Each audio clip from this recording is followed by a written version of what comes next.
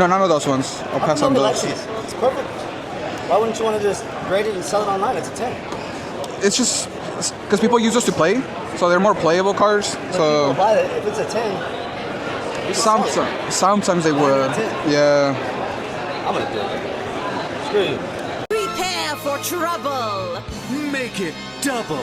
Ladies and gentlemen, my name is Team Rocket Joey. Yes, sir. So today, guys, you guys want to learn how to actually not transact in the hobby, not transact at card shows? Well, we got a perfect example here of how to actually not be one of the biggest, goofiest goobers in all of existence. Make sure you guys like, comment, and subscribe. This is going to be a real interesting one here because Goofy Goober, prime example A, is literally... This is why GameStop works, because you don't have to deal with stuff like this. You don't have to deal with people trying to sell you raw cards for PSA 10 values. That's just not how it works here. So let's get into it. Oh, that's a nice card. Yeah. It's pretty damn good shape. These are in good shape too. Yep. Welcome back. So first off the rip, I think one of the absolute worst ways you could ever store or house or protect or just bundle, conglomerate your Pokemon cards is by rubber banding them. That is the quickest and easiest way how to damage them. If I was vending and you brought up a bundle of Pokemon cards that was rubber banded together, I would literally just say, off rip, I'm not interested in anything you have for me, bro. What the... No, none of those ones. I'll pass on those. It's perfect.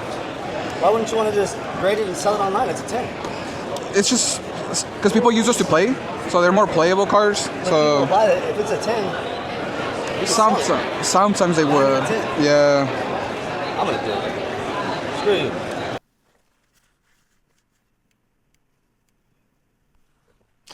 Okay, so I can't. So I think Buddy just figured out that the Pokemon TCG is actually a card game right here.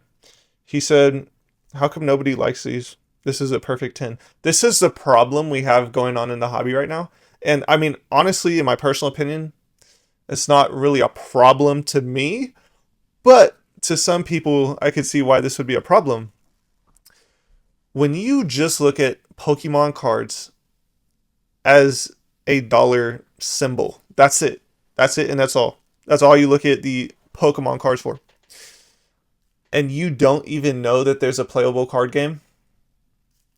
That's a yikes, bro. And now I don't play the card game. Don't know how to play the card game. Don't even care about the card game.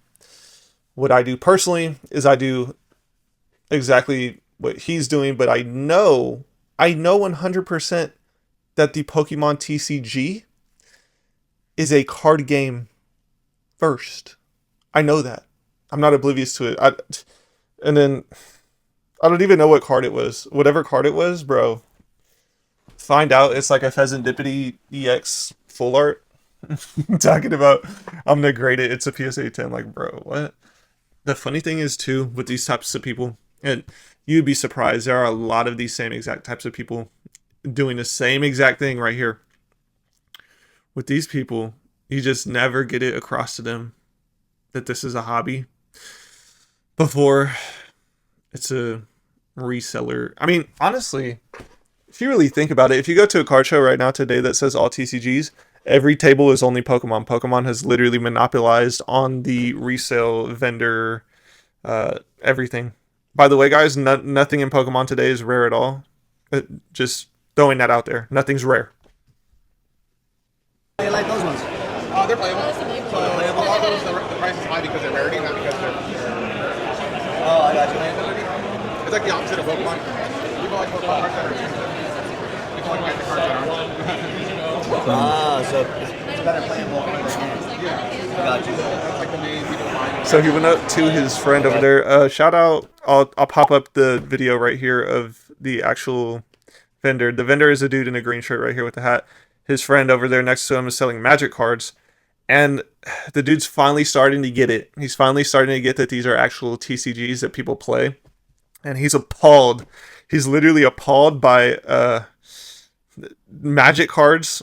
The reason why people want Magic cards to play the game, he just can't comprehend that aspect of it. All he sees here is dollar signs. All he sees here is PSA 10. If it's not a PSA 10, it. And here's the funniest thing on top of it. It's so funny when brand new people that come into the hobby think that they know how to grade, and then they do their first submission of grading and they get a bunch of 7s and 8s back. It's like, bro, you don't know what you're doing. You're sending in whatever. You're literally just sending in whatever. And then you get frustrated when it comes back. If you guys actually want to learn how to grade, you should probably go to PSA's website and go look at their rubric of how they actually grade stuff. Then you study that, and then you apply that to your assessment when you pre-grade your cards. Next. All I'm saying is, on a couple of these here, like this one here is gonna go for like 320. Because I'm just saying, like for the average of a 10 on that's being sold, 282. Just taking that into effect, a lot of these cards here. Tell you if I get a 10. Really good shape. I don't think that would get a 10. You don't think that would get 10? It's too heavy on the right, There's like nicks on the like top. little nicks, yeah. There's like little white dots. There's a print line, warpings on it too. I got you. Yeah, like I wouldn't get it. And here's the thing. If you guys go up to vendors with cards and tell them you think they're going to get a 10, I promise you, even if they are going to get a 10, I promise you they're going to have somebody else come up and be like, oh yeah, no, that's not a 10. It's not a 10. I promise you people are literally going to say whatever they can to make you think that your cards are worth less more than they are. Now, in this specific situation, I think Buddy's goofy that's trying to sell his cards off to vendors. And at this point, I think it's in the vendor's best interest to just tell bro, like, I'm good off these cards right here. Like, you can just take these to another vendor. Mind you, at this point in time, so much time has been invested into this deal, and I'd be sick, honestly. Some of them have a little warping on them because of the rubber band. So yeah, see, like this one's damaged. Like if you take a look at it, there's damage to some of this. So I mean, I'm okay right now. Yeah, with these high-end cars, like you really have to like be really careful on how you store them, because any warping or any like putting rubber bands on them, I mean, that just kind of decreases the price, and then you end up like with this stuff, you know. Like if you look at it real well, like that's kind of considered damage. No, that's the only one. Bro, if you ever see me storing Pokemon cards and rubber bands, like, what are we in? Are we in elementary school? That got to be some elementary school type tendencies right there. I can't even comment anymore on that. $20. Decided to say fuck you. Fuck me? I didn't say. I've never said that to you, dude.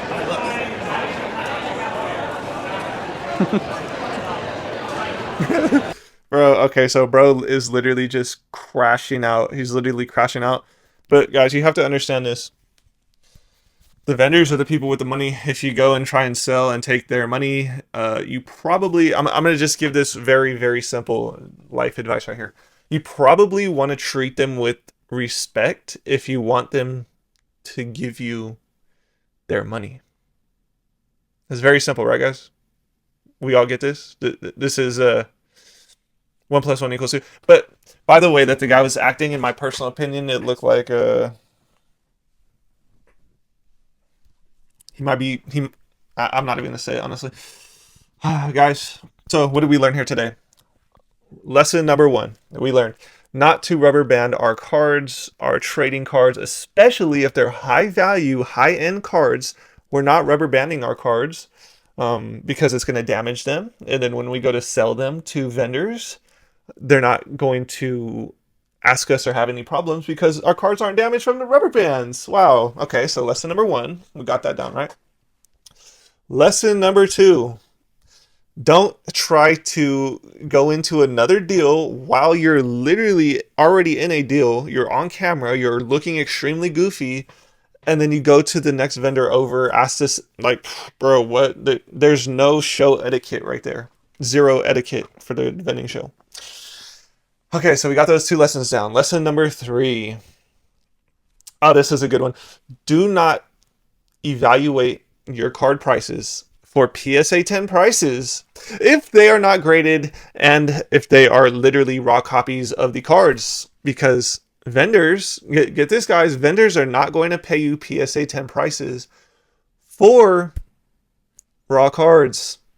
They're just not going to do it. It's ignorant. So we got those 3 down. Last but not least, and this is the most important one. When you are in a public setting and there are people there and you are trying to sell your items to said people, make sure that you are kind and you treat them with respect so that at the end of the day, both parties will accomplish the mission that they have gone to the card show for. It's very simple human activities amongst one another. Now, if you're on the internet and you do the type of Team Rocket things that I do, well, it's very different. But in person, and for the people that came up to me and met me at the shows that I did go and vend, it's a good time. It's a great time. I appreciate each and every single one of you that have stopped by this video today. Shout out to, hold on, let me find the vendor's name real quick. If it was actually a legend. Give me 1 second. I will find it right now. Give me 2 seconds. It was, oh no. It was the Pokey Binder. Make sure you guys go subscribe to the Pokey Binder. It looks like he does a lot of vendor POV videos. Oh, and this video is actually blowing up, which is actually crazy. So shout out to the Pokey Binder, 2,000 subscribers. Make sure you guys go subscribe to him. Wow, this looks like his biggest video right now. So shout out Pokey Binder. I appreciate you. I'll leave a link to his video in the description down below. Make sure you guys like, comment, and subscribe. I upload every 24 hours to the channel. I appreciate you guys more than you will ever know. More than you will ever know. Yes, sir. I will be most certainly talking to you guys all tomorrow morning. Team Rocket's blasting off again!